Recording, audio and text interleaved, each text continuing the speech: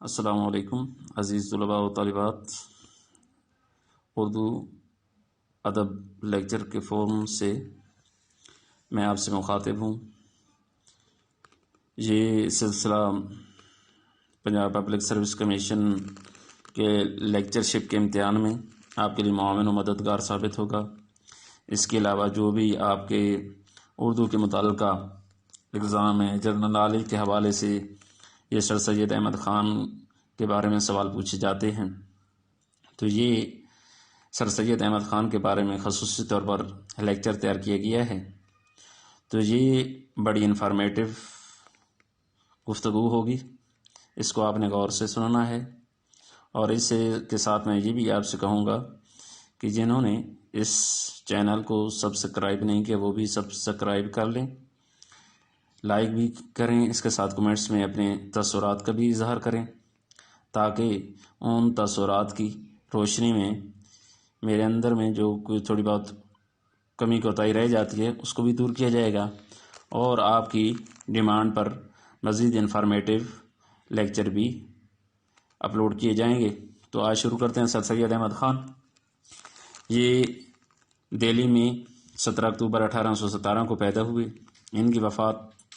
27 مارچ 1898 کو علی گڑھ میں ہوئی۔ سر سید کی شخصیت ہمگیر شخصیت تھی، ان کو چند سطروں میں بیان کرنا ناممکن ہے۔ انہوں نے ہر حوالے سے مسلمانوں کی زندگی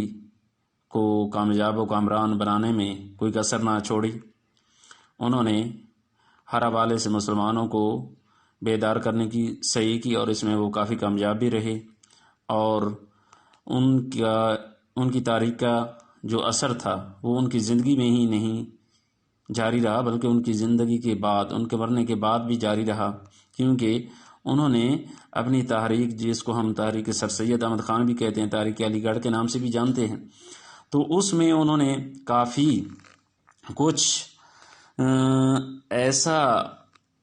ایسے خطوط پہ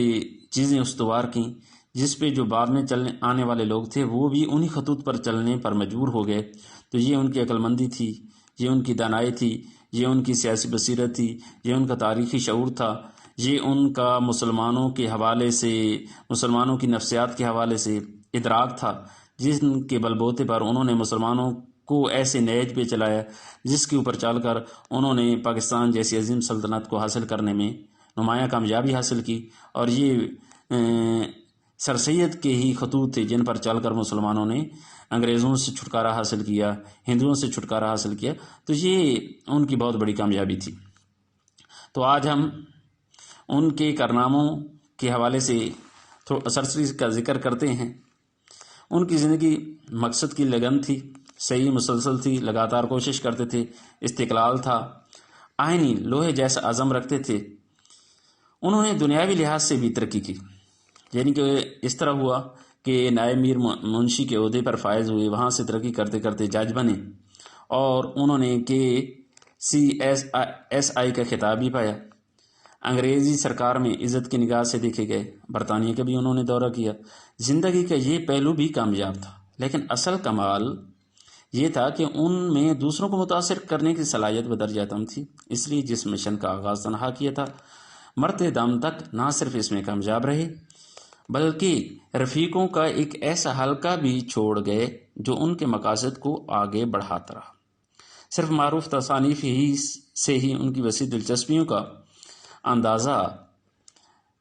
لگایا جا سکتا ہے۔ آثار و صنادید 1847، اس حوالے سے پنجاب پبلک سروس کمیشن میں کافی سوالات آتا رہتا ہے، جس میں دہلی کی مشہور شخصیات، قدیم تاریخی عمارات اور مشہور مقامات